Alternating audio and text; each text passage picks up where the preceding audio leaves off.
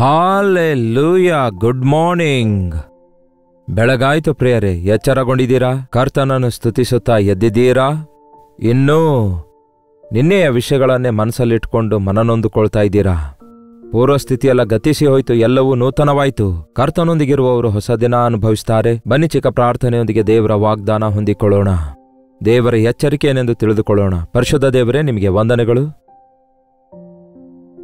ಮತ್ತೊಂದು ಸಾರಿ ನಮ್ಮೆಲ್ಲರೊಂದಿಗೆ ಮಾತನಾಡಿರಿ. ನಮ್ಮ ಹೃದಯ ಸ್ಥಿತಿ ಏನೆಂದು ನಾವು ಅರಿತುಕೊಳ್ಳಲು, ನಮ್ಮ ವಿಚಾರಕ್ಕೆ ಕಾರಣ ಏನೆಂದು ಅರಿತು ಅದನ್ನು ಜಯಿಸುವುದಕ್ಕೂ ನಿಮ್ಮ ಕೃಪೆಗಾಗಿ ಬೇಡಿಕೊಳ್ಳಲು ಸಹಾಯ ಮಾಡಿರೆಂದು ಕ್ರಿಸ್ತನ ನಾಮದಲ್ಲಿ ಬೇಡಿ ಹೊಂದಿದ್ದೇನೆ ತಂದೆಯೇ, ಆಮೇನ್.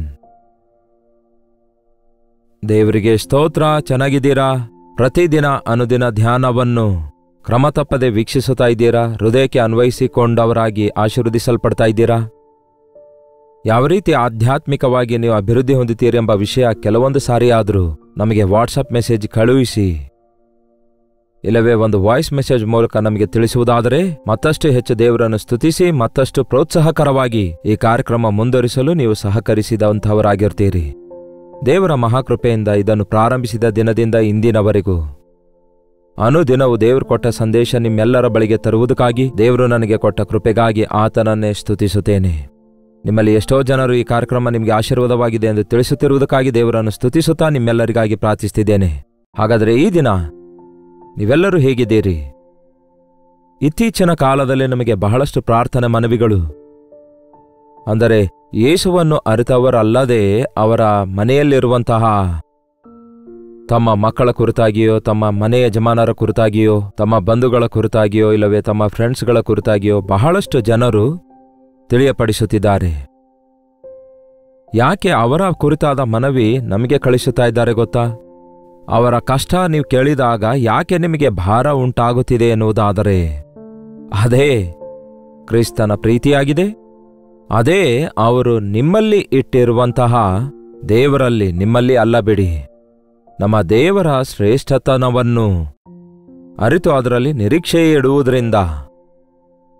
ನಾವು ಯಾವಾಗಲೂ ವೈದ್ಯರ ಬಳಿಗೆ ಹೋಗ್ತಾ ಇರ್ತೇವೆ. ಅಲ್ಲಿ ವಾಸಿ ಆಗದಿರುವಾಗ ನಾಟಿ ಔಷಧಿ ಬಳಸುತ್ತಲೇ ಇರ್ತೇವೆ, ನಮಗೆ ಗೊತ್ತಿರುವಂತಹ ಔಷಧಿ. ಈಗ ಗೂಗಲ್ನಲ್ಲಿ ಸರ್ಚ್ ಮಾಡಿ ಯಾವುದೋ ಒಂದು ಮಾತ್ರೆ ಹಾಕಿಕೊಂಡು ಹೇಗಾದರೂ ಮಾಡಿ ಸುಧಾರಿಸಿಕೊಂಡು ವಾಸಿ ಆಗಬೇಕೆಂದು ಅನೇಕರು ಬಯಸ್ತಿದ್ದಾರೆ. ಕೊನೆಗೆ ಸ್ವಲ್ಪವೂ ವಾಸಿ ಆಗದಿರುವಾಗ, ಮತ್ತಷ್ಟು ಹೀನವಾದ ಸ್ಥಿತಿಗೆ ವರ್ಸ್ಟ್ ಆಗುವಾಗ we will search for a good doctor. ಹೌದಲ್ಲವೇ? ಅದು ಶರೀರ ಸಂಬಂಧವಾದದ್ದು. ಅದೇ ರೀತಿಯಾಗಿ ಆಧ್ಯಾತ್ಮಿಕವಾಗಿಯೂ ಅನೇಕ ಜನರು ನಾನಾ ವಿಧವಾದ ಚಿಕ್ಕಿಗೆ ಸಿಕ್ಕಿಬೀಳ್ತಿದ್ದಾರೆ ಈ ದಿನ. ಚಿಕ್ಕುಗಳು ಪ್ರಿಯರೇ, ಚಿಕ್ಕುಗಳು. ಒಂದು ದಾರದ ಉಂಡೆ ಇರುತ್ತೆ ಅಲ್ಲವೇ? ಆ ದಾರದ ಉಂಡೆ ಅದು ಈ ರೀತಿ ಸುತ್ತಿರುತ್ತೆ. ಒಂದೊಂದು ಸಾರಿ ಅದನ್ನೇನಾದರೂ ತಪ್ಪಾಗಿ ಎಳೆದ್ರೆ ಅದು ಪೂರ್ತಿಯಾಗಿ ಚಿಕ್ಕ ಹಾಕೊಳ್ಳುತ್ತೆ. ಅದನ್ನು ಎಷ್ಟು ಹೆಚ್ಚು ಬಿಡಿಸಲು ಬಯಸುತ್ತೇವೋ ಅಷ್ಟೇ ಹೆಚ್ಚು ಚಿಕ್ಕು ಬಿದ್ದು ಕೊನೆಗೆ ಅಸಾಧ್ಯವಾಗ್ಬಿಡುತ್ತೆ. ಹಾಗೆ ಮನುಷ್ಯರು ಈ ದಿನ ಚಿಕ್ಕಲ್ಲಿ ಸಿಕ್ಕಿ ಬೀಳ್ತಿದ್ದಾರೆ.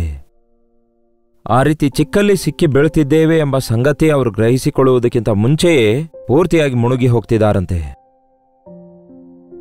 ವಾಕ್ಯದಲ್ಲಿ ಬರೆಯಲಾಗಿದೆ, ಜ್ಞಾನೋಕ್ತಿಗಳ ಪುಸ್ತಕ 5ನೇ ಅಧ್ಯಾಯದ 22ನೇ ವಚನದಲ್ಲಿ, ದುಷ್ಟನ ದೋಷಗಳು ಅವನನ್ನು ಚಿಕ್ಕಲ್ಲಿ ಸಿಕ್ಕಿ ಬೀಳಿಸುವವು, ಅವನು ತನ್ನ ಪಾಪ ಪಾಶಗಳಿಂದ ಬಂಧಿಸಲ್ಪಡುವನು. ಏನಂತೆ? ದುಷ್ಟನ ದೋಷಗಳು ಅವನನ್ನು ಚಿಕ್ಕಲ್ಲಿ ಸಿಲುಕಿಸುವವು. ದೇವರನ್ನು ಮರೆತು ಹೋದವರು, ದೇವರನ್ನು ಅರಿಯದೇ ಇರುವವರು, ದೇವರನ್ನು ಬಿಟ್ಟು ಹೋದಂಥವರು, ಪಾಪವನ್ನೇ ಪ್ರೀತಿಸುವಂಥವರು, ಪಾಪಕ್ಕೆ ಬಂದಿಯಾಳುಗಳಾದಂಥವರು, ಅವರು ಸ್ವಲ್ಪವಾಗಿ ಅವರ ಪಾಪಗಳೇ, ಅವರ ದೋಷಗಳೇ ಅವರನ್ನು ಚಿಕ್ಕಲ್ಲಿ ಸಿಲುಕಿಸಿ ಬಿಡುತ್ತವೆ. ಸಹಜವಾಗಿದೆ ಅಂದ್ಕೊಂಡು ಪಾಪಕೃತ್ಯ ಪ್ರಾರಂಭಿಸುವವರು ಬಹಳಷ್ಟು ಜನ ಇದ್ದಾರೆ. ಸಹಜವಾಗಿ ಸಿಗರೆಟ್ ಸೇದಲು ಆರಂಭಿಸಿದ್ದೇನೆ, ಆದರೆ ಈಗ ಅದೇ ದೊಡ್ಡ ಪ್ರಾಬ್ಲಮ್ ಆಗಿದೆ, ಬಿಡ್ಲಿಕ್ಕೆ ಆಗ್ತಾ ಇಲ್ಲ ಎನ್ನುವವರ ಕುರಿತು ಕೇಳ್ತೇವಲ್ಲವೇ? ಒಂದು ಪೆಗ್ ಹಾಕಿಕೊಂಡು ನಮ್ಮ ಫ್ರೆಂಡ್ಸ್ ಜೊತೆಗೆ ಏನೋ ಸಹಜವಾಗಿ ಪಾರ್ಟಿಸಿಪೇಟ್ ಆದೆ. ಆದರೆ ಈ ದಿನ ಆ 1 ಪೆಗ್ಗು, 2 ಪೆಗ್ಗು, 3 ಪೆಗ್ಗು, 1 ಗ್ಲಾಸ್, 2 ಗ್ಲಾಸ್, 1 ಬಾಟಲ್, 2 ಬಾಟಲ್ ಕುಡಿಯುವ ಸ್ಥಾನಕ್ಕೆ ಸೇರಿ ನನ್ನ ಮೈ, ಮನೆ ಎಲ್ಲವನ್ನು ಹಾಳು ಮಾಡಿಕೊಳ್ತಿದ್ದೇನೆ. ನನ್ನ ಜೇಬನ್ನು ಖಾಲಿ ಮಾಡಿಕೊಂಡಿದ್ದೇನೆ, ಅವಮಾನದ ಪಾಲಾಗ್ತಿದ್ದೇನೆ, ಈಗ ಬಿಡಬೇಕೆಂದು ಆಶಿಸುತ್ತಾ ಇದ್ದೇನೆ, ಆದರೆ ನನ್ನಿಂದ ಆಗ್ತಾ ಇಲ್ಲ ಎಂದು ಹೇಳುವವರ ಕುರಿತಾಗಿಯೂ ಕೂಡ ಕೇಳ್ತೇವಲ್ಲವೇ? ಏನೋ ಸುಮ್ಮನೆ ಐ ಲವ್ ಯು ಎಂಬುದಾಗಿ ಆ ಹುಡುಗಿಗೆ ಹೇಳಿದೆ, ಆದರೆ ಆ ಹುಡುಗಿ ನನ್ನನ್ನು ಬಿಡದೆ ವೇದಿಸುತ್ತಾ ನೀನು ಮದುವೆ ಆಗದಿದ್ದರೆ ಸಾಯ್ತೇನೆಂಬುದಾಗಿ ಬೆದರಿಸಿದ್ದಕ್ಕೆ ಮದುವೆಯಾದ ಆ ನಂತರ ಗೊತ್ತಾಯಿತು ಅವಳೊಬ್ಬ ವ್ಯಭಿಚಾರಿ ಎಂದು, ವೇಷಳಾಗಿದ್ದಳೆಂದು. ಆಗಲೇ ಅವಳ ನಡವಳಿಕೆ ಪೂರ್ತಿಯಾಗಿ ಕೆಟ್ಟೋದ ಸ್ಥಿತಿಯಲ್ಲಿದೆ. ಈಗ ನಾನೇನ್ ಮಾಡಬೇಕು ಎಂಬ ಸ್ಥಿತಿಯಲ್ಲಿ ಇದ್ದು ಬೇಸತ್ತು ಹೋದವರು ಲಿಟ್ರಲ್ ಆಗಿ ಇದೇ ವಿಷಯ ಒಬ್ಬ ಸಹೋದರ ಹೇಳಿ ಅಳ್ತಾ ಇದ್ದ. ಪ್ರಿಯರೇ,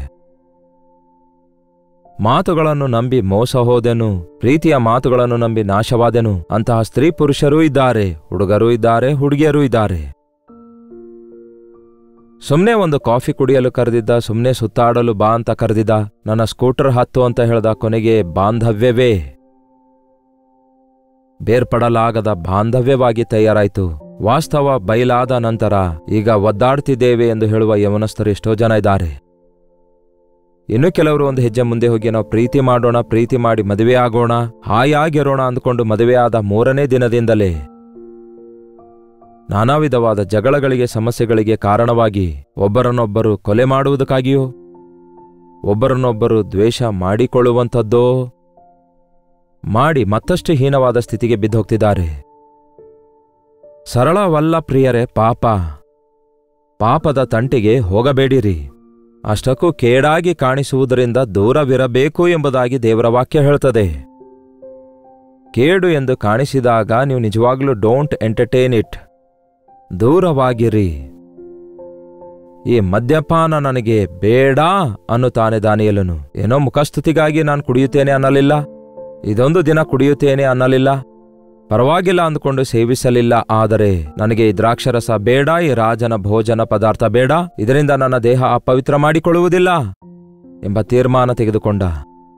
ಯವ್ವನ ಮಕ್ಕಳೇ, ನೀವು ಕೂಡ ಒಂದು ತೀರ್ಮಾನ ತೆಗೆದುಕೊಳ್ಳಿರಿ. ವಿಶ್ವಾಸಿಗಳೇ, ನೀವು ಕೂಡ ಒಂದು ನಿಬಂಧನೆ ಮಾಡಿಕೊಳ್ಳಿರಿ ದೇವರೊಂದಿಗೆ.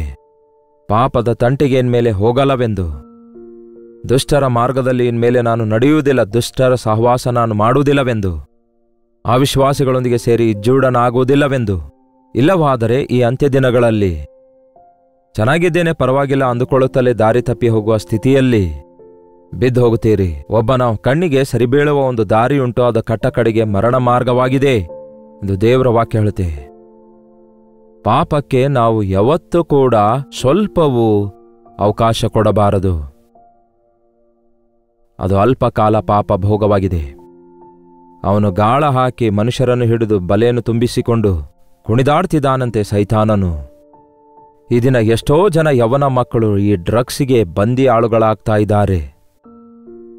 ಆ ಪೌಡರು ಅಥವಾ ಗಾಂಜಾ ಇಲ್ಲವೇ ಆ ನಾಟಿ ಸಾರಾಯಿನಲ್ಲಿ ಮುಳುಗಿ ಹೋಗಿ ನಮ್ಮ ಕಾಲೇಜ್ ಸ್ಟೂಡೆಂಟ್ಸ್ ಅವರ ಕೈಗೆ ಸಿಗೋದು ನಮ್ಮ ದೇಶದಲ್ಲಿ.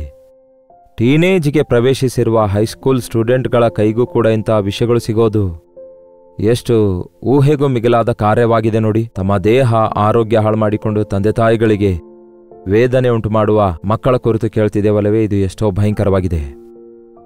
ದುಷ್ಟನ ಪಾಪಗಳು ಅವನನ್ನು ಚಿಕ್ಕಲ್ಲಿ ಸಿಲುಕಿಸುವವು, ಅವನು ತನ್ನ ಪಾಪದ ಪಾಶಗಳಿಂದ ಬಂಧಿಸಲ್ಪಡುವನು. ನಿಮ್ಮ ಪಾಪವೇ ನಿಮ್ಮನ್ನು ಹಿಡಿದುಕೊಳ್ಳುತ್ತದೆ. ನೀವು ಸಹಜವಾಗಿದೆ ಅಂದುಕೊಳ್ಳುವುದೇ ನಿಮ್ಮ ಕುತ್ತಿಗೆಗೆ ಸುತ್ತಿಕೊಳ್ತದೆ. ಒಂದಾನೊಂದು ಕಾಲದಲ್ಲಿ ಒಂದು ರೋಡ್ ಮೇಲೆ ಒಬ್ಬ ವ್ಯಕ್ತಿ ಸರ್ಕಸ್ ಮಾಡ್ತಾ ಇದ್ದ. ಒಂದು ಡ್ರಮ್ ತಕೊಂಡು ಬಂದು ಒಂದು ಹೆಬ್ಬಾವನ್ನು ತಂದು ಆ ಡ್ರಮ್ ಬಾರಿಸುತ್ತಿರುವಾಗ ಹೆಬ್ಬಾವು ಮನುಷ್ಯನ ಸುತ್ತಲೂ ಸುತ್ತಿಕೊಳ್ತಾ ಇತ್ತಂತೆ. ಮತ್ತೆ ಇನ್ನೊಂದು ಸಾರಿ ಆ ಡ್ರಮ್ ಬಾರಿಸುವ ರಿದಮ್ ಬದಲಾಯಿಸಿದಾಗ ಅವನನ್ನು ಸುತ್ತಿಕೊಂಡಿರುವ ಹಾವು ಸುತ್ತಿರುವುದನ್ನು ಬಿಚ್ಕೊಳ್ತಿತ್ತು. ಇದನ್ನು ನೋಡಿದ ಎಲ್ಲರೂ ಚಪ್ಪಾಳೆ ತಟ್ತಾರೆ. ಅದರಿಂದ ಎಷ್ಟೋ ಆದಾಯ ಪಡೆದುಕೊಳ್ತಾನೆ. ಆ ಜನರು ಕೊಡುವ ದುಡ್ಡನ್ನು ಪಡೆದುಕೊಂಡು ಬದುಕುತ್ತಾ ಇದ್ದ. ಆದರೆ ಒಂದು ದಿನ ಏನಾಯ್ತೋ ಗೊತ್ತಿಲ್ಲ, ಎರಡನೇ ಸಾರಿ ಆ ಡಬ್ಬ ಅಂದ್ರೆ ಆ ಡ್ರಮ್ ಬಾರಿಸಿದಾಗ ಅನ್ಲೂಸ್ ಮಾಡುವುದರ ಬದಲಿಗೆ ಆ ಹಾವು ಅದು ಮತ್ತಷ್ಟು ಗಟ್ಟಿಯಾಗಿ ಸುತ್ತಿಕೊಳ್ಳಲು ಆರಂಭಿಸುತ್ತದೆ. ಮತ್ತಷ್ಟು ರಿವೈಂಡ್ ಆಗ್ತಾ ಇತ್ತು. ಅದನ್ನು ನೋಡಿದವರಿಗೆ ಸಹಜವಾಗಿ ಅಬ್ಬೋ, ಎಷ್ಟು ಬಿಗಿಯಾಗಿ ಹಾವು ಬಿಗಿದ್ರೂ ಸಹ ಬದುಕಿದಾನಲ್ಲವೇ, ಕುತ್ತಿಗೆವರೆಗೂ ಸುತ್ತಿಕೊಂಡ್ರು ವಿಕೃತವಾಗ್ತಾ ಇದ್ರು, ಎಷ್ಟು ಅದ್ಭುತ ವಿನ್ಯಾಸ, ಸತ್ತು ಬದುಕುತ್ತಾನೆ ಎಂದು ಇನ್ನೂ ಜೋರಾಗಿ ಚಪ್ಪಾಳೆ ತಡ್ತಾರೆ. ಅದಕ್ಕೆ ಇನ್ನಷ್ಟು ರೋಷ ಬಂತೇನೋ ಗೊತ್ತಿಲ್ಲ. ಆ ವ್ಯಕ್ತಿಗೆ ಪಟಪಟ ಅಂತ ಸ್ವಲ್ಪ ಹೊತ್ತಾದ್ಮೇಲೆ ಎಲುಬುಗಳೆಲ್ಲ ಮುರಿದುವು. ಅವನು ನೆಲದ ಮೇಲೆ ಕುಸಿದು ಬೀಳುತ್ತಾನೆ. ಆಟವಾಗಿ ಅವನು ಪ್ರಾರಂಭಿಸಿದ್ದೇ ಕೊನೆಗೆ ಅವನಿಗೆ ಮರಣಕರವಾಗಿ ಮಾರ್ಪಟ್ಟಿತು. ಆಟದಂತೆ ಪ್ರಾರಂಭಿಸ್ತಾ ಇದ್ದೀರಿ ಪಾಪವನ್ನು, ಸಹಜವೇ ಅಂದುಕೊಳ್ತಾ ಇದ್ದೀರಿ. ಕೊನೆಗೆ ಅದೇ ನಿಮ್ಮನ್ನು ಸುತ್ತಿಕೊಳ್ತದೆ, ಅದೇ ನಿಮಗೆ ನಾಶ ಮಾಡುತ್ತದೆ. ದುಷ್ಟನ ಪಾಪಗಳು ಅವನನ್ನು ಚಿಕ್ಕಲ್ಲಿ ಸಿಲುಕಿಸುವವು. ಅವನು ತನ್ನ ಪಾಪ ಪಾಶಗಳಿಂದ ಬಂಧಿಸಲ್ಪಡುವನು. ಶಿಕ್ಷೆಯಿಂದಲೇ ಅಂಥವನು ನಾಶನವಾಗಿ ಹೋಗುವನು. ಅಬ್ಬಬ್ಬಬ್ಬಬ್ಬಬ್ಬ. ಜಾರತ್ವ ಮಾಡುವವನು ಕೇವಲ ಬುದ್ಧಿಹೀನನಾಗಿರುತ್ತಾನೆ. ಮನುಷ್ಯನು ಮಾಡುವ ಪಾಪವು ದೇಹದ ಒಳಗಡೆಯಿಂದಲೇ ಬರುವುದರಿಂದ ಜಾರತ್ವ ಮಾಡುವವನು ಕೇವಲ ಬುದ್ಧಿಹೀನನಾಗಿರುತ್ತಾನೆ. ಅವನು ತನ್ನ ಸ್ವಂತ ಶರೀರಕ್ಕೆ ಹಾನಿಕರವಾದ ಪಾಪ ಮಾಡುವವನಾಗಿರ್ತಾನೆ. ಯಾರನ್ನೋ ಏನೋ ಮಾಡುವಂಥದ್ದಲ್ಲ, ನಿಮ್ಮನ್ನು ನೀವು ನಾಶನ ಮಾಡಿಕೊಳ್ಳುವಂಥದ್ದಾಗಿರುತ್ತೆ. ವ್ಯಭಿಚಾರ ಕ್ರಿಯೆಗಳೊಂದಿಗೆ ಆಟ ಆಡಬೇಡಿರಿ. ಅದೇನೋ ಸಹಜ ಅಂತ ಅಂದುಕೊಳ್ಬೇಡಿ. ತಪ್ಪಾದ ಸ್ನೇಹಗಳನ್ನು ಮಾಡಬೇಡಿರಿ. ಅಪವಿತ್ರತೆಗೆ ಅವಕಾಶ ಕೊಡಬೇಡಿರಿ. ಹೃದಯ ಶುದ್ಧಿಯನ್ನು ಕಾಪಾಡಿಕೊಳ್ಳಿರಿ. ಯೇಸು ಹೇಳಿದ್ದಾರೆ, ವ್ಯಭಿಚಾರ ಮಾಡಬಾರದೆಂಬ ಮಾತು ನೀವು ಕೇಳಿದಿರಲ್ಲವೇ? ಈಗ ನಾನು ನಿಮಗೆ ಹೇಳುವುದೇನೆಂದರೆ, ಒಬ್ಬ ಸ್ತ್ರೀಯನ್ನು ಮೋಹದ ನೋಟದಿಂದ ನೋಡುವವನು, ಇಲ್ಲವೇ ಒಬ್ಬ ಪುರುಷನನ್ನು ಮೋಹದ ನೋಟದಿಂದ ನೋಡುವವನು ವ್ಯಭಿಚಾರ ಮಾಡುವವರಾಗಿದ್ದಾರೆ. ನಾವು ನಮ್ಮ ಪ್ರಾಣಾತ್ಮ ಶರೀರಗಳಲ್ಲಿ ಪರಿಶುದ್ಧರಾಗಿರಬೇಕೆಂದು ವಿವಾಹ ಎನ್ನುವುದು, ಸೆಕ್ಸ್ ಎನ್ನುವುದು ಪವಿತ್ರವಾಗಿಯೇ ಇದೆ. ಅದು ವಿವಾಹ ಬಾಂಧವ್ಯದಲ್ಲಿ ಗಂಡ ಹೆಂಡತಿಯರ ಮಧ್ಯದಲ್ಲಿರಬೇಕಾದ ಪ್ರಕ್ರಿಯೆಯಾಗಿದೆ. ಅದು ವೈಯಕ್ತಿಕ ವಿಷಯವಾಗಿದೆ. ಆದರೆ ಅದನ್ನು ಬಹಿರಂಗವಾಗಿ ಈ ದಿನ ಅನೇಕರಿಗೆ ಅದರ ಕುರಿತಾದ ಪಿಕ್ಚರ್ ತೋರಿಸುತ್ತಾ, ನಗ್ನವಾದ ದೃಶ್ಯಗಳನ್ನು ನೋಡುತ್ತಾ, ಪೋನೋಗ್ರಾಫಿಗೆ ಬಂದಿಯಾಳುಗಳಾಗುತ್ತಾ ಎಷ್ಟೋ ಜನ ಹಾಳಾಗ್ತಿದ್ದಾರೆ. ನಿಮ್ಮ ಪಾಪವೇ ನಿಮ್ಮನ್ನು ಚಿಕ್ಕಲ್ಲಿ ಸಿಲುಕಿಸಿ ಬಿಡುತ್ತದೆ. ಈ ದಿನ ಈ ಸೋಷಿಯಲ್ ಮೀಡಿಯಾ ಅನೇಕರನ್ನು ಚಿಕ್ಕಲ್ಲಿ ಸಿಲುಕಿಸಿ ಬಿಡುತ್ತಾ ಇದೆ. ಒಬ್ಬ ಹುಡುಗ ಸ್ಕೂಲ್ಗೆ ಹೋಗಲ್ಲ ಅನ್ನುತ್ತಾನೆ. ಚಿಕ್ಕ ಹುಡುಗನೇ, 5th ಕ್ಲಾಸ್ 4th ಕ್ಲಾಸ್ ಓದುವ ಹುಡುಗ. ನಾನು ಇನ್ಸ್ಟಾಗ್ರಾಮ್ ನೋಡುತ್ತೇನೆ ಅನ್ನುತ್ತಾನೆ, ನೋಡುತ್ತಲೇ ಇರುತ್ತೇನೆ ಅನ್ನುತ್ತಾನೆ. ನೋಡಿ, ಬೆರಳಿನಿಂದ ಓಡಿಸಿದ ಹಾಗೆ ಓಡಿಸಿದ ಹಾಗೆ ಓಡಿಸಿದ ಹಾಗೆ ಸ್ವಾಯ್ಪ್ ಮಾಡಿದ ಹಾಗೆ ಬರ್ತಲೇ ಇರ್ತಾವಲ್ಲವೇ? ನಿಲ್ಲಿಸಲು ಮನಸ್ಸೇ ಆಗಲ್ಲ. ಸಹಜವಾಗಿ ಒಂದು ಪಿಕ್ಚರ್ ನೋಟ್ ಮಾಡ್ತಾನೆ, ಇನ್ನು ಅಲ್ಲಿಂದ ಸ್ಕೂಲ್ಗೆ ಹೋಗಲ್ಲ ಅಂತ ಹೇಳಿ ಇನ್ಸ್ಟಾಗ್ರಾಮ್ ನೋಡುತ್ತಲೇ ಕೂತ್ಕೊಳ್ತೇನೆ ಅನ್ನುತ್ತಾನಂತೆ. ಎಷ್ಟು ಭಯಂಕರ, ಎಷ್ಟು ಭಯಂಕರ ನೋಡಿ. ಬಹಳಷ್ಟು ಜನ ಹೆಂಡತಿಯರು ಹೇಳ್ತಿದ್ದಾರೆ, ನನ್ನ ಗಂಡ ಫೇಸ್ಬುಕ್ಕಿಗೆ ಬಂಧಿತನಾಗಿದ್ದಾನೆಂದು. ಯಾವಾಗ ನೋಡಿದ್ರೂ ಕೂಡ ಆ ಫೇಸ್ಬುಕ್ಕಲ್ಲೇ ಇರ್ತಾನೆ. ಆಫೀಸ್ಗೆ ಹೋಗಲ್ಲ, ಅದರೊಂದಿಗೆ ಸಮಯ ಕಳೆಯುತ್ತಾನೆ. ಮಕ್ಕಳೊಂದಿಗೆ ಮಾತಾಡಲ್ಲ, ನನ್ನೊಂದಿಗೂ ಸಮಯ ಕಳೆಯಲ್ಲ. ಈ ಬಂಧನದಿಂದ ನನ್ನ ಗಂಡನಿಗೆ ಬಿಡುಗಡೆಯಾಗುವಂತೆ ಪ್ರಾರ್ಥಿಸಿರಿ ಎಂಬುದಾಗಿ ನನಗೆ ಕೆಲವು ಸಹೋದರಿಯರು ಪ್ರಾರ್ಥನಾ ಮನವಿಗಳನ್ನು ಕಳಿಸುವುದನ್ನು ನೋಡಿ ಹೃದಯ ಒಡೆದಂತಾಗುತ್ತೆ. ಹೇಗೆ ಒಬ್ಬ ವ್ಯಕ್ತಿಯನ್ನು ಈ ಪಾಪ ನಿರ್ಶಕ್ತನನ್ನಾಗಿ ಮಾಡ್ತಾ ಇದೆ ನೋಡ್ತಿದ್ದೀರಲ್ಲವೇ? ಇದು ಪಾಪ ಅಲ್ವಲ್ಲ, ಇದು ಅಸಹ್ಯವಾದ ಪಾಪ ಅಲ್ವಲ್ಲ ಅಂದುಕೊಳ್ತಾ ಏನಾದರೂ ಒಂದು ಕಾರ್ಯಕ್ಕೆ ನೀವು ಬಂಧಿತನಾಗುತ್ತಾ ಇರುವುದಾದರೆ ನಿಮ್ಮ ನಾಶನವನ್ನು ನೀವೇ ಕೋರಿಕೊಳ್ಳುವವರಾಗಿರ್ತೀರಿ. ದುಷ್ಟನ ಪಾಪವು ಅವನನ್ನು ಚಿಕ್ಕಲ್ಲಿ ಸಿಲುಕಿಸುವುದು. ದಾರದಿಂದ ನಿಮ್ಮನ್ನು ಕಟ್ಟುತ್ತೇನೆ ಅನ್ನುವಾಗ ನಾನು ಕಡಿದು ಹಾಕುತ್ತೇನೆ ಎಂದು ನೀವು ಹೇಳಬಹುದು. ನಾನು ಬಿಡಬೇಕಾದಾಗ ಬಿಡುತ್ತೇನೆ, ಕುಡಿಯಬೇಕಾದಾಗ ಕುಡಿಯುತ್ತೇನೆ, ನೋಡಬೇಕಾದಾಗ ನೋಡ್ತೇನೆ, ಬೇಡವಾದಾಗ ಬಿಡ್ತೇನೆ. I am under my control, ನಾನು ಅದನ್ನು ಕಂಟ್ರೋಲ್ ಮಾಡಿಕೊಳ್ಳಬಲ್ಲೆ ಎಂಬುದಾಗಿ ಅನೇಕರು ಈ ದಿನ ಅದರಿಂದ ಹೊರಬರಲಾರದ ಪರಿಸ್ಥಿತಿಯಲ್ಲಿದ್ದಾರೆ. ಕಾರಣ ಮಾಮೂಲು ಸಣ್ಣಗಿರುವ ದಾರವೇ ಪ್ರಿಯರೇ. ದಿನಾಲು 4 ಪದರನ್ನು ಸುತ್ತಿಕೊಂಡು ನೋಡಿ. ಒಂದು ತಿಂಗಳಲ್ಲಿ ಅದು ನಿಮ್ಮ ಕುತ್ತಿಗೆ ಸುತ್ತಲೂ ಸುತ್ತಕೊಂಡ್ರೆ ಅದನ್ನು ಕಡಿಯಲಿಕ್ಕಾಗ್ತದೋ? ಅದನ್ನು ನೀವು ಕಡಿಯಲಿಕ್ಕಾಗಲ್ಲ, ಅದರಿಂದ ನೀವು ಹೊರಬರಲಿಕ್ಕಾಗಲ್ಲ. ಹೊರಗಡೆಯಿಂದ ಯಾರಾದರೂ ಬಂದು ಅದರಿಂದ ನಿಮಗೆ ಬಿಡುಗಡೆ ಮಾಡಬೇಕಾಗುತ್ತೆ. ನೀವು ಬಿದ್ದಿರುವಂತಹ ಪಾಪದ ಗುಂಡಿಯೊಳಗಿಂದ ನಿಮ್ಮಂತೆಯೇ ಗುಂಡಿಯೊಳಗಡೆ ಇದ್ದ ಮತ್ತೊಬ್ಬನು ನಿಮ್ಮನ್ನು ಹೇಗೆ ರಕ್ಷಿಸ್ತಾನೆ? ಆ ಗುಂಡಿಯೊಳಗಿಂದ ನಿಮ್ಮನ್ನು ರಕ್ಷಿಸುವ ಆತನು ಮೇಲಿರುವ ಆತನಾಗಿರಬೇಕು. ನಿಮಗೆ ಗೊತ್ತಾ, ನಮ್ಮ ಯೇಸು ಪಾಪಿಗಳಲ್ಲಿ ಸೇರದಂತೆ ಪ್ರತ್ಯೇಕವಾಗಿದ್ದವನು ಮೇಲಿನಿಂದ ಇಳಿದು ಬಂದ ಆತನಾಗಿದ್ದಾನೆ. ನಿಮ್ಮ ಕೈಯನ್ನು ಹಿಡಿದುಕೊಂಡು ನಿಮ್ಮನ್ನು ಮೇಲೆ ಕೆತ್ತುವ ಆತನಾಗಿದ್ದಾನೆ.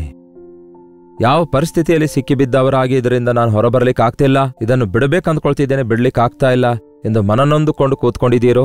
ಇನ್ನು ನನ್ನ ಜೀವಿತ ಇಷ್ಟೇಯೋ ಎಂದು ನೀವು ಯಾವ ವಿಷಯದಲ್ಲಿ ಕುಗ್ಗಿ ಹೋಗಿದ್ದೀರೋ, ಯಾವ ವಿಷಯದಲ್ಲಿ ನೀವು ಬೇಸತ್ತು ಹೋಗಿದ್ದೀರೆಂದು ನಾನು ಗೊತ್ತಿಲ್ಲ. ಆದರೆ ಈ ದಿನ ನಿಮಗೆ ಈ ಸಮಾಚಾರ, ಈ ಶುಭವಾರ್ತೆ ದೇವರು ಕೊಡ್ತಿದ್ದಾರೆ. ನಿಮ್ಮನ್ನು ಪ್ರೀತಿಸುವ ಕರ್ತನು ದೇವರು ಇದ್ದಾರೆ. ನಿಮ್ಮನ್ನು ಬಂಧನದಿಂದ ಬಿಡಿಸುವುದಕ್ಕಾಗಿಯೇ ಆತನು ತನ್ನ ರಕ್ತವನ್ನು ಸುರಿಸಿ ಸೈತಾನನನ್ನು ಜಯಿಸಿ ಪಾಪ ಕ್ಷಮಾಪಣೆಯನ್ನುಂಟು ಮಾಡಿದ್ದಾರೆ. ದೇವರೇ, ನಾನು ನಶಿಸಿ ಹೋಗ್ತಿದ್ದೇನೆ, ನನ್ನನ್ನು ರಕ್ಷಿಸಿರಿ, ನನ್ನನ್ನು ಬಿಡಿಸಿರಿ ಈ ದುರಭ್ಯಾಸದಿಂದ ಎಂದು ನೀವು ಮೊಳಕಾಲೂರಿ ಪ್ರಾರ್ಥಿಸುವುದಾದರೆ, ನಂಬಿಕೆಯಿಂದ ಪ್ರಾರ್ಥಿಸುವುದಾದರೆ, ಯೇಸು ತನ್ನ ಕೈಚಾಚಿ ನಿಮ್ಮನ್ನು ಮೇಲೆ ಕೆತ್ತುತ್ತಾರೆ. ದಾವೀದನು ಹೇಳ್ತಾನೆ, ಜೇಡಿ ಮಣ್ಣಿನ ಕೆಸರಿನೊಳಗಿಂದಲೂ, ಏನು ಹೇಳ್ತಾನೆ? ಜೇಡಿ ಮಣ್ಣಿನಂತಹ ಕೆಸರಿನಿಂದಲೂ ಆ ಉರುಳಲ್ಲಿ ಸಿಕ್ಕಿಕೊಂಡವನು ಮೇಲಕ್ಕೆ ಬರುವುದಕ್ಕಾಗಿ ಪ್ರಯತ್ನಿಸುವಾಗ ಅವನು ಎಷ್ಟು ಪ್ರಯತ್ನಿಸುತ್ತಾನೋ ಅಷ್ಟೇ ಒಳಗಿಳಿಯುತ್ತಾನೆ, ಅಷ್ಟು ಆಳದಲ್ಲಿ ಬಿದ್ದೋಗ್ತಾನೆ. ಅಂತಹ ಸಮಯದಲ್ಲಿ ಮೇಲಿದ್ದವನೇ ರಕ್ಷಿಸಬೇಕು. ಕರ್ತನಾದ ಯೇಸುಕ್ರಿಸ್ತನು ನಿಮ್ಮನ್ನು ರಕ್ಷಿಸಲು ಸಮರ್ಥನಾಗಿದ್ದಾರೆ. ಜೇಡಿ ಮಣ್ಣಿನ ಕೆಸರಿನಿಂದ ಆತನು ನನ್ನನ್ನು ಮೇಲೆ ಕೆತ್ತಿ ಬಂಡೆಯ ಮೇಲೆ ನನ್ನ ಪಾದಗಳನ್ನು ಸ್ಥಿರಪಡಿಸಿದ್ದಾರೆ ಅನ್ನುತ್ತಾನೆ. ಯೇಸುಕ್ರಿಸ್ತನು ನಮ್ಮ ಪಾಪಗಳನ್ನು ಕ್ಷಮಿಸ್ತಾರೆ. ಇನ್ನೆಂದಿಗೂ ಆ ಪಾಪ ಮಾಡದಂತೆ ಆ ಪಾಪದ ಮೇಲೆ ಜಯ ಹೊಂದಿ ಅಸಹ್ಯ ಪಡುವ ಹಾಗೆ ನಿಮಗೆ ಕೃಪೆ ಅನುಗ್ರಹಿಸ್ತಾರೆ. ಎಲ್ಲಿಯವರೆಗೂ ನಿಮ್ಮ ಪಾಪದ ಕುರಿತು ದಿಗಿಲ್ಪಡುತ್ತಾ ಕೂತ್ಕೊಳ್ತೀರಿ? ಕ್ರಿಸ್ತನ ರಕ್ತದಲ್ಲಿ ತೊಳೆಯಲ್ಪಡಿರಿ. ನಿಮ್ಮ ಪಾಪ ಒಪ್ಪಿಕೊಂಡು ಪಶ್ಚಾತ್ತಾಪ ಪಡುವುದಾದರೆ ಇನ್ನು ಮೇಲೆ ಅಂತಹ ನೀಚ ಸ್ವಭಾವ ನಿಮ್ಮ ಮೇಲೆ ಪರಮ ಅಧಿಕಾರ ಚಲಾಯಿಸದೆ, ಆ ಪಾಪಕ್ಕೆ ನಿಮ್ಮ ಮೇಲೆ ಅಧಿಕಾರವಿಲ್ಲದಂತೆ ಆ ಪಾಪವನ್ನು ನೀವು ಜಯಿಸಿ ಸ್ಥಿರವಾದ ಜಯದ ಜೀವಿತ ಯೇಸು ನಿಮಗೆ ಅನುಗ್ರಹಿಸ್ತಾರೆ. ಬನ್ನಿ ಪ್ರಾರ್ಥಿಸೋಣ. ಪರಿಶುದ್ಧ ದೇವರೇ, ನಿಮಗೆ ವಂದನೆಗಳು. ಎಷ್ಟೋ ಸಾರಿ ಪರವಾಗಿಲ್ಲ, ಇದು ಚಿಕ್ಕ ಪಾಪವಲ್ಲವೋ, ಒಂದೇ ಸಾರಿ ಮಾಡುವಂಥದ್ದಲ್ಲವೋ ಎಂದು ಹೀಗೆ ನಮ್ಮ ಜೀವಿತದಲ್ಲಿ ಹೊಲಸು ಮಾತುಗಳಿಗೆ, ಸುಳ್ಳು ಮಾತುಗಳಿಗೆ, ಅನೇಕ ವಿಧವಾದ ಮೋಸಗಳಿಗೆ, ದುರಭ್ಯಾಸಗಳಿಗೆ ಬಂದಿಯಾಳುಗಳಾಗಿ ಕೊನೆಗೆ ಅದೇ ನಮ್ಮ ಸ್ವಭಾವವಾಗಿ ಮಾರ್ಪಡುವಂತಹ ಹೀನ ಸ್ಥಿತಿಗೆ ಬಿದ್ದೋಗಿದ್ದೇವೆ. ಆ ಬಂಧನದೊಳಗೆ, ವೇದನದೊಳಗೆ, ಚಿಕ್ಕಿನೊಳಗೆ ಕುಗ್ಗಿ ಹೋಗುತ್ತಿರುವಾಗ ಶಾರೀರಿಕವಾಗಿ, ಮಾನಸಿಕವಾಗಿ, ಆಧ್ಯಾತ್ಮಿಕವಾಗಿ ನಷ್ಟ ಹೋಗುತ್ತಾ ನಮ್ಮ ಜವಾಬ್ದಾರಿಕೆಗಳನ್ನು ಮರೆತು ನಮ್ಮ ಮನೆಯವರಿಗೂ ಸ್ವಂತವರಿಗೂ ಕೂಡ ವೇದನೆ ಉಂಟು ಮಾಡುವ ಸ್ಥಿತಿಯಲ್ಲಿ ಇರ್ತಿದ್ದೇವೆ. ಇಂತಹ ಸ್ಥಿತಿಯಿಂದ ಬಿಡಿಸುವ ಯೇಸು ಇದ್ದಾರೆಂದು, ಕ್ಷಮಿಸುವ ಕರ್ತನಿದ್ದಾರೆಂದು, ಎಷ್ಟೇ ಘೋರ ಪಾಪಿಯಾಗಿದ್ರು ನಮ್ಮನ್ನು ತೊಳೆಯುವಂತಹ ಆತನ ರಕ್ತ, ಶುದ್ಧೀಕರಿಸಬಲ್ಲಂತಹ ಆತನ ನಾಮ ಸಮರ್ಥವಾಗಿದೆ ಎಂದು ನಂಬಲು ನಮಗೆ ಸಹಾಯ ಮಾಡಿರಿ. ಈ ದಿನ ಯಾರ್ಯಾರು ಈ ಅನುದಿನದ ಧ್ಯಾನದಲ್ಲಿ ಐಕ್ಯವಾಗಿರುತ್ತಾ ಯಾವ ಪಾಪಕ್ಕೆ ಬಂದಿಯಾಳುಗಳಾಗಿದ್ದಾರೋ, ಯಾವ ದುರಭ್ಯಾಸಕ್ಕೆ ಬಂಧಿತರಾಗಿದ್ದಾರೋ, ಎಂತಹ ಬಂಧನದಲ್ಲಿ ಸಿಕ್ಕಾಕೊಂಡು ಹೊರಬರಲಾರದ ಸ್ಥಿತಿಯಲ್ಲಿದ್ದಾರೋ ಅಂಥವರನ್ನು ನಜರೇತಿನ ಯೇಸು ಕ್ರಿಸ್ತನ ನಾಮದಲ್ಲಿ ಬಿಡುಗಡೆಗೊಳಿಸುತ್ತೇವೆ ದೇವರೇ. ಈ ದಿನ ಮೊದಲುಗೊಂಡು ನಿಮ್ಮ ಪಾದಗಳನ್ನು ಹಿಡಿದುಕೊಂಡು ನಿಮ್ಮ ಸಾಕ್ಷಿಗಳಾಗಿ ಜೀವಿಸುವಂತೆ ನಿಮ್ಮ ಕೃಪೆ ಸುರಿಯ ಮಾಡಿರೆಂದು ಕ್ರಿಸ್ತನ ನಾಮದಲ್ಲಿ ಬೇಡುತ್ತೇನೆ ತಂದೆಯೇ, ಆಮೇನ್. ನಮ್ಮ ತಂದೆಯಾದ ದೇವರ ಪ್ರೀತಿಯು, ಮಗನಾಗಿರುವ ಕ್ರಿಸ್ತನ ಕೃಪೆಯು, ಆದರಣೆಕರ್ತನಾದ ಪವಿತ್ರಾತ್ಮನ ಸಹವಾಸವು ಕೂಡಿ ಬಂದ ನಮ್ಮೆಲ್ಲರ ಸಂಗಡ ಇಂದಿಗೂ ಸದಾಕಾಲಕ್ಕೂ ನೆಲೆಯಾಗಿರಲಿ. ಆಮೇನ್. ದೇವರಿಗೆ ಸ್ತೋತ್ರ. ನಿಮ್ಮ ಪ್ರಾರ್ಥನಾ ಮನವಿ 8939731313 ನಂಬರಿಗೆ ಇತರ ದೇಶದಿಂದಲೂ ಸಹ ವೀಕ್ಷಿಸುವುದಾದರೆ ಕೊಡಲ್ಪಟ್ಟ ಇದೇ ನಂಬರಿಗೆ ಒಂದು ಟೆಕ್ಸ್ಟ್ ಇಲ್ಲವೇ ವಾಯ್ಸ್ ಮೆಸೇಜ್ ಮುಖಾಂತರ ವಾಟ್ಸಪ್ ಕಳಿಸಿಕೊಡಿ. ನಿಮ್ಮ ಪಕ್ಷದಲ್ಲಿ ನಾವು ಪ್ರಾರ್ಥಿಸ್ತಿದ್ದೇವೆ, ನೀವು ಕೂಡ ಪ್ರಾರ್ಥಿಸಿರಿ. ದೇವರು ತಪ್ಪದೆ ನಿಮ್ಮನ್ನು ಬಿಡಿಸುತ್ತಾರೆ. ನೀವು ಯಾವ ಬಂಧನದಲ್ಲಿದ್ದೀರೋ, ಎಂತಹ ಸಮಸ್ಯೆಯಲ್ಲಿದ್ದೀರೋ, ನಿಮಗೆ ಪ್ರಾರ್ಥನೆ ಸಹಾಯ ಬೇಕಾದರೆ ನಿಮ್ಮ ಪ್ರಾರ್ಥನಾ ಮನವಿ ವಾಯ್ಸ್ ಮುಖಾಂತರ, ಟೆಕ್ಸ್ಟ್ ಮುಖಾಂತರ ಕಳಿಸಿಕೊಡಿರಿ. ಅವುಗಳನ್ನು ಕಾನ್ಫಿಡೆನ್ಷಿಯಲ್ ಆಗಿಟ್ಟು ನಿಮಗಾಗಿ ಪ್ರಾರ್ಥಿಸಲು ಸಿದ್ಧರಾಗಿದ್ದೇವೆ. ಅಷ್ಟೇ ಅಲ್ಲ, ದೇವರು ನಿಮ್ಮನ್ನು ಬಿಡಿಸುತ್ತಾರೆ. ಹಾಗಾಗಿ ಕುಗ್ಗಿ ಹೋಗಬೇಡಿ, ನಿರಾಶರಾಗಬೇಡಿ. ಕರ್ತನ ಚಿತ್ತವಿರುವುದಾದರೆ ಮತ್ತೆ ನಾಳೆ ಇದೇ ಅನುದಿನದ ಧ್ಯಾನ ಎಂಬ ಕಾರ್ಯಕ್ರಮದಲ್ಲಿ ಮತ್ತೆ ಭೇಟಿಯಾಗೋಣ. ಅಲ್ಲಿವರೆಗೂ ದೇವರ ಮಹಾಕೃಪೆ ನಿಮ್ಮೆಲ್ಲರೊಂದಿಗಿರಲಿ.